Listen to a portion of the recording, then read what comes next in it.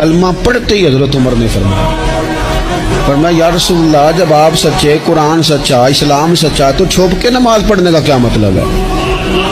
فرمایا ابھی تعداد ہی کوئی نہیں، 40 تو مسلمان ہیں۔ عرض کی حضور مہربانی کریں نا، آپ صرف اجازت دیں۔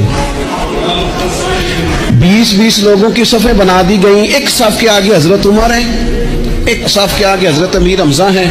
جناب عمر کہنے لگے چونکہ آپ اللہ کے رسول ہیں تو لہذا نماز بھی آج اللہ کے گھر میں پڑھی جائے گی۔ تو حضرت عمر بیت اللہ شریف کے بیچ کھڑے ہو کے نعرہ لگاتے ہیں، فرماتے ہیں میں عمر ہوں، تم مجھے بھی جانتے ہو، میرے باپ کو بھی جانتے ہو، تم میرا قبیلہ بھی جانتے ہو، میں نے پڑھ لیا ہے محبوب کا کلمہ۔ اب جس نے بچے یتیم کرانے ہو اور اپنی بیوی بیوہ کرانی ہو وہ آئے اور مجھے روکے۔